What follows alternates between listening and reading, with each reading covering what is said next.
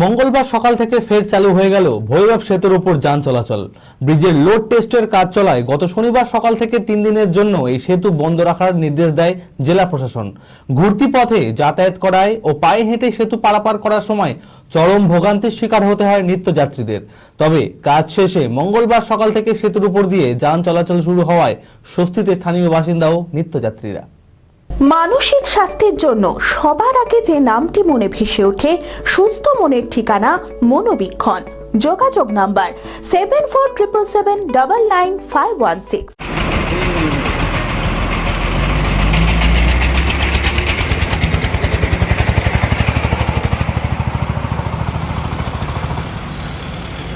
ব্রিজের লোড টেস্টের কাজ চলায় গত শনিবার সকাল থেকে 3 দিনের জন্য জেলায় যোগাযোগের অন্যতম গুরুত্বপূর্ণ ইসলামপুরের ভৈরব সেতু বন্ধ রাখার নির্দেশ দিয়েছিল জেলা প্রশাসন। ঘুরতি পথে যাতায়াত করায় ও পায়ে হেঁটে সেতু পারাপার করায় চরম ভোগান্তির শিকার হতে হয় স্থানীয় বাসিন্দা ও নিত্যযাত্রীদের। তবে যাত্রীদের সুবিধার্থে তৎপর থেকেছে পুলিশ প্রশাসন। আর 3 দিন পর কাজ শেষে নির্দিষ্ট সময় মতো মঙ্গলবার সকাল থেকে সেতুর উপর দিয়ে যান চলাচল শুরু হয়ে যায়। সেতুর উপর দিয়ে পুনরায় ভারী যান চলাচল করার স্বস্তিতে স্থানীয় বাসিন্দা ও নিত্যযাত্রীরা। আমরা পোল্ট্রি ব্যবসায়ী, আমাদেরকে গাড়ি ওই পাত দিয়ে চড়াট দিয়ে নিয়ে আসতে হয়েছিল, সমস্যার সম্মুখীন হয়েছিলাম 4 দিন। তো আজকে স্বাভাবিক হলো, খুব ভালো লাগলো, ঠিক টাইমে ফেলেছি।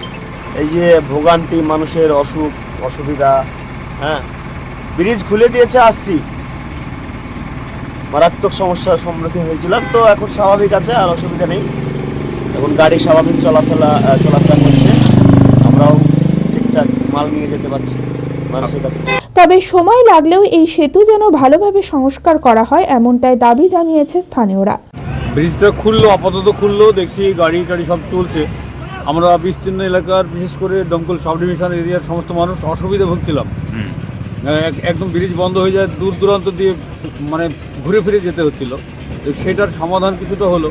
এবার ব্রিজের এখনও কিছু জায়গা ব্যারিকেড করা আছে, ঘিরে দেওয়া আছে। ওগুলো গুণগত মান যদি ঠিক থাকে তাহলে সবার জন্য এটা ভালো। আর যদি না, গুণগত মান যদি আবার প্রশ্নের সম্মুখীন, যে রেলিংটা দিয়েছে শুধুমাত্র একটা পাইপ দিয়ে, এই রেলিংটা আমাদেরও পছন্দ হলো না। তো ব্রিজের একটা ভালো রেলিং থাকা দরকার, ভালো ব্রিজ, দামি ব্রিজ, ভালো রেলিং হওয়া দরকার। ওই রেলিংটা ছাড়া বাদবাকি চলছে, জনজীবনে মোটামুটি স্বস্তি আসলো, আমরাও খুশি। ইসলামপুর থেকে শাহাবুল শেখের রিপোর্ট, TV24 বাংলা। গত 2 বছরের সাফল্যের পর তৃতীয় বছরে পথ চলা জেড একাডেমির 2025-26 শিক্ষাবর্ষে ভর্তি চলিতেছে। আমাদের সুবিধা ডিজিটাল ক্লাসরুম, 24 আওয়ার্স সিসিটিভি, ছেলে ও মেয়েদের পৃথক ক্লাসরুম ও হোস্টেল, নিয়মিত DPP, problem solving and doubt clearing class, কলকাতার অভিজ্ঞ শিক্ষক মণ্ডলী, স্বাস্থ্যসম্মত রুচিশীল খাবার, নিট বেসিস পড়াশোনা, কালচারাল অ্যাক্টিভিটি, গেস্ট টিচার দ্বারা মোটিভেশন ক্লাস, সবুজে ঘেরা পরিবেশে 24 ঘন্টা বিশুদ্ধ জল ও বিদ্যুৎ পরিষেবা। একাদশ শ্রেণীতে ভর্তির অ্যাডমিশন টেস্ট আগামী 9 মার্চ 2025। 2026-এর নিট ও জেইই পরীক্ষায় সফল হতে আজই আসুন। আমাদের ঠিকানা জেড একাডেমি, সারগাছি রামকৃষ্ণ মিশনের সন্নিকটে, বহরমপুর, মুর্শিদাবাদ।